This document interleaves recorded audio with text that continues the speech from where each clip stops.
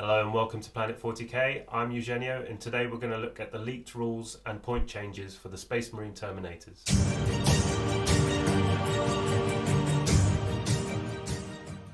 So first let's look at the change to their stat line and then we'll discuss the changes to their weaponry later in the video.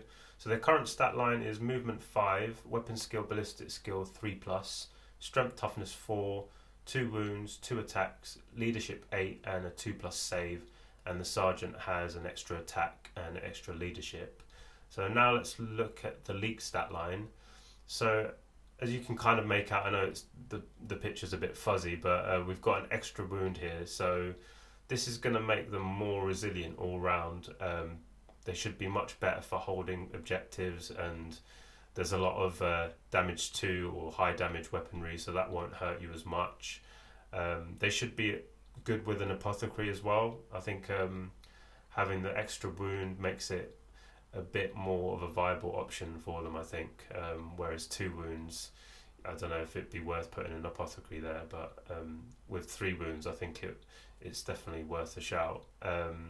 And yeah, as far as I know, they're not going to go up in points as well when the new codex comes out, so they're going to stay at 23 points, which I think is really good value, considering you're getting an extra wound, so it's basically for free. So next let's go on to the shooting. We'll start with the Cyclone Missile launcher. So the current data sheet, we've got 2 options here. We've got the frag or crack. They both have 36-inch range. The frag is heavy 2d3, strength 4, 0 AP and 1 damage. And the crack is a heavy 2, strength 8, minus 2 AP, d6 damage. So let's have a look at the new data sheet. So as you can see here, the only change is on the frag missile. It's gone from a 2d3 to a 2d6. So this is going to be great, especially with the new blast rule for 9th edition. So I'll put that up on the screen in case you're unfamiliar with that. So it's going to be great against hordes of 11+ models. So you're going to get the full 12 shots with the 2d6. And also, you have a minimum of 3 as well.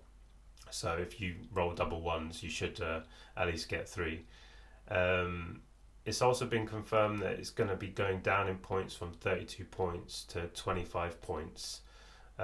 So that's a significant decrease in points as well. So it's a pretty good option there. So next, let's have a look at the Heavy Flamer. Its current profile, it's got a range of 8. It's heavy d6, strength 5, minus 1 AP and 1 damage. And as you can see from the leak, we've got an increase in range of 4 inches to 12-inch range now. So this immediately is going to be great for coming out of deep strike, and you're going to be able to shoot straight away. So I like this change, especially for assault-focused armies. If you're taking the Heavy Flamer, you're probably kitting out the Terminators for assault. So I really like this change. It also is confirmed that they're going to get a points decrease from 14 to 10 points, so quite a nice drop in points there as well. The assault cannon profile looks like it's staying the same, however it's going to get a points decrease from 22 to 15 points, and it's the same with the storm bolter. That's going to stay the same, however that's going to go up by 1 point, so from 2 to 3 points. So next let's move on to the close combat weapons. We'll start with the Chain Fist. So the current profile is strength times 2, minus 4 AP and flat 2 damage. And the leaked Chain Fist, the profile has changed to D3 damage. So it's a bit more inconsistent now. You're not quite sure what you're going to get. Some people, it depends how you look at it. Some people might say that, you've got a chance of getting more damage there, but I think I always prefer the flat 2, just so you can make sure of what you're going to get. It's also going down in points by 1 point, from 11 to 10 points. For the Power Fist, the current profile is strength times 2, minus 3 AP and D3 damage. And as you can see here from the leak, it's going from D3 to just a flat 2 damage. So I really like this change. I think I always prefer knowing what I'm going to get from the damage roll, so it's much easier to calculate against your opponent. So I like this change. We've got also a points increase of just 1 point from 9 to 10 points. So now both the Power Fist and the Chain Fist are the same points. So I think I'd prefer the Power Fist most of the time, just because it's more reliable with the flat 2 damage.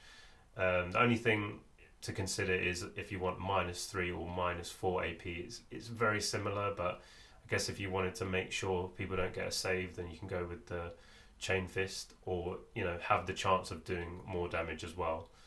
So lastly, we have the Power Sword. It's currently Strength user, AP -3 and 1 damage, and the leaked Power Sword shows that it's going to go to +1 Strength, and the AP and damage are going to stay the same. So I think this is a massive change for the Power Sword. It's going to be much better against toughness 4 and 5 units. You're going to effectively get +1 to wound on those toughness types. It is going up from 4 points to 5 points, but it's for what you're getting, it's a massive increase in power for it. So I think the Terminators are much more usable now, especially if they stay at the 23 points as the rumours suggest. The main thing I think is the extra wound, making them much more resilient with all the firepower going around in the game at the moment. So with the 2 wound Marines almost the standard now, this was, I think, a much needed change to keep them feeling elite.